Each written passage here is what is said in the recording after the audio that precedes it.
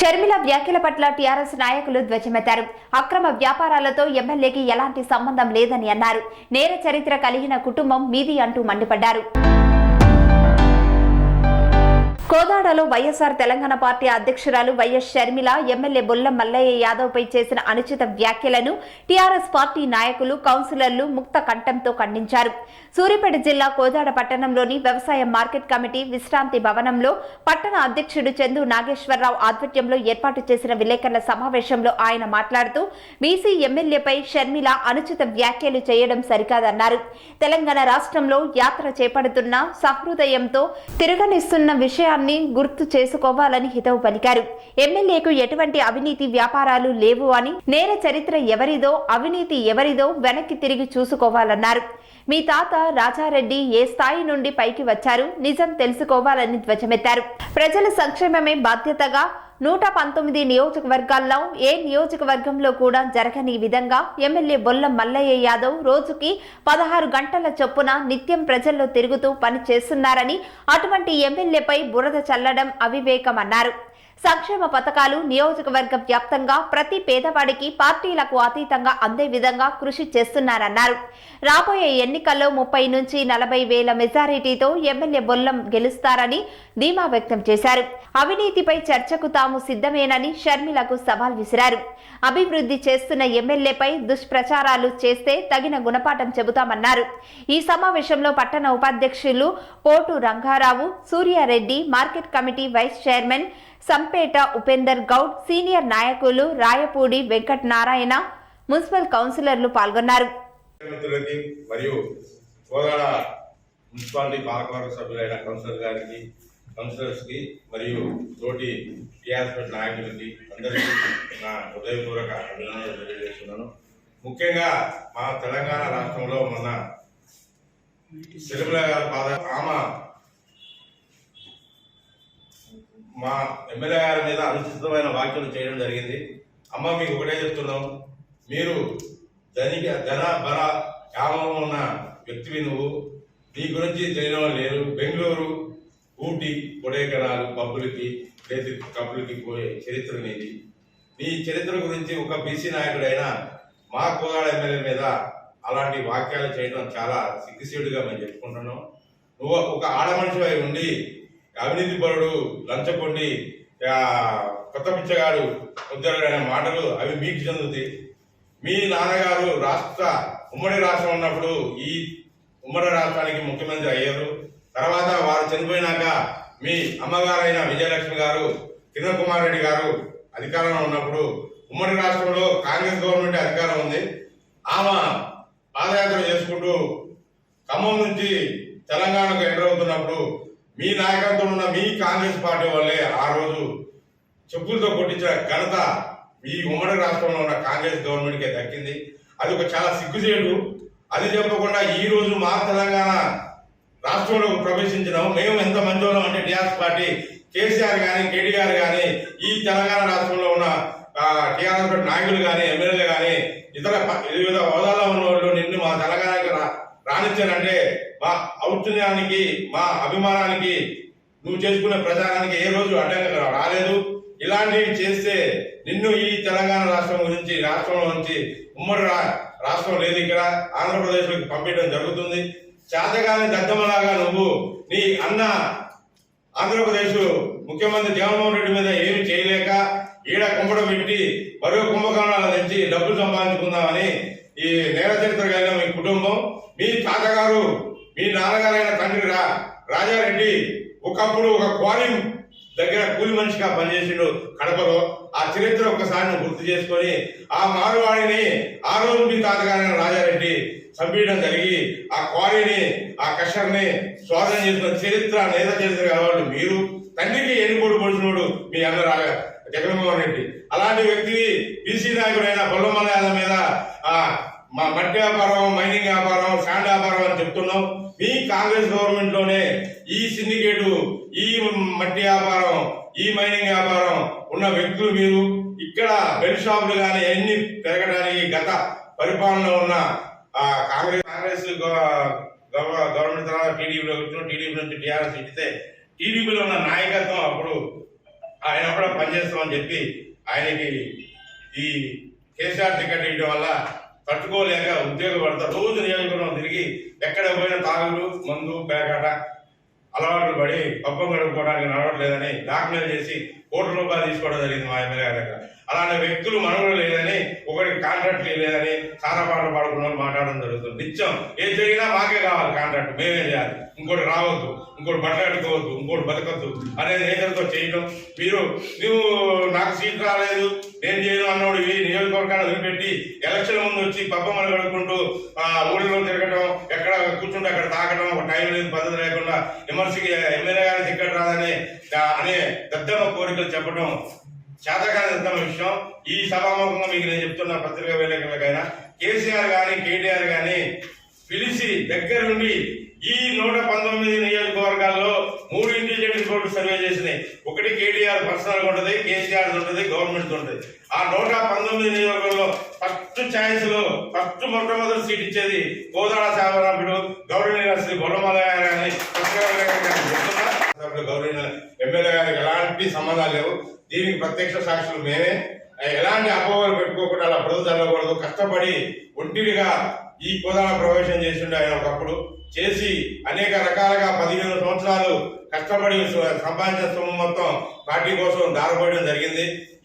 ఆయనకి చివరి నిమిషంలో టీడీపీ నుంచి టీఆర్ఎస్ లోకి సర్వేని గమనించి కేసీఆర్ ఒక పిసిసి అధ్యక్షుడి మీద ఒక బీసీ నాయకుడు అత్యధిక మేధావి కనబరుస్తుందని వాళ్ళ ఇంటెలిజెంట్ లో రిపేర్ ఉంటే పిలిచి సీసీ ఇవ్వడం జరిగింది.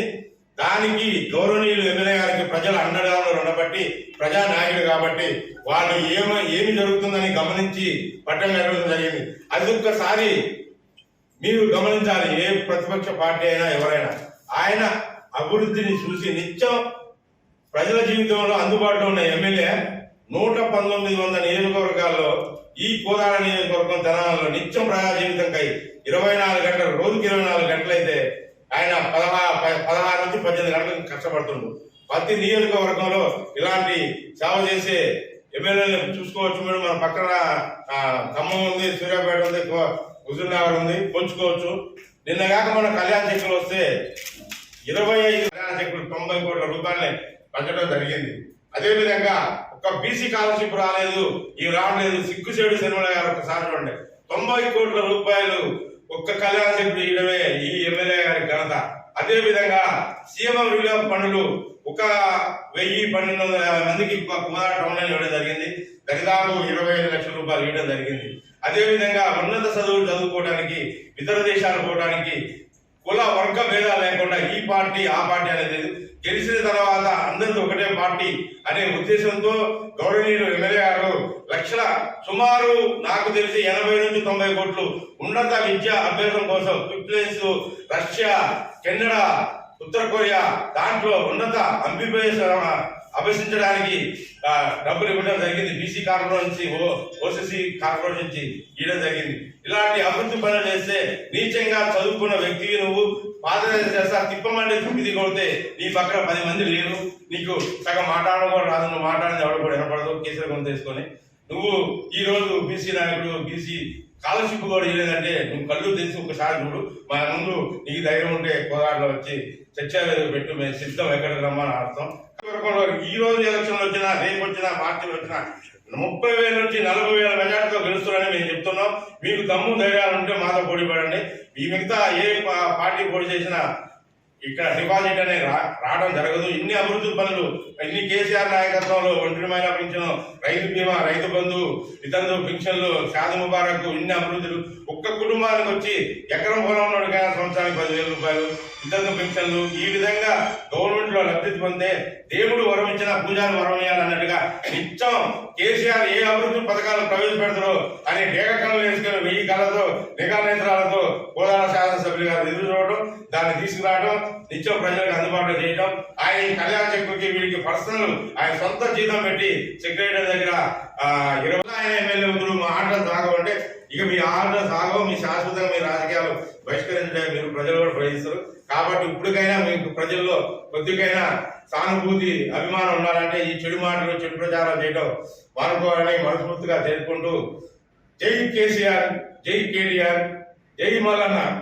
ఎమ్మెల్యే గారికి రాజకీయ భవిష్యత్తు లేదని మాట్లాడే వాళ్ళు ఎవరైతే ఉన్నారో మేము దాన్ని తీవ్రంగా వ్యతిరేకిస్తూ మేము ఖండించే మాట వ్యతిరేకంగా ఏమైతే చెప్తున్నామంటే మాకు 30,000 మెజార్టీ 40,000 మెజార్టీతో మళ్ళీ మల్లయ్య యాదవ్ గారికి టికెట్ వస్తుంది, వారు గెలుస్తారని మేము చెప్తూ ఒంటి చేతితో మండలాలు అయితేంది, సిండికేట్ అయితేంది, పురపాల మున్సిపాలిటీ కౌన్సిలర్స్ అయితేంది, ఒంటి చేతితో గెలిపించి ఘనత వారిదే.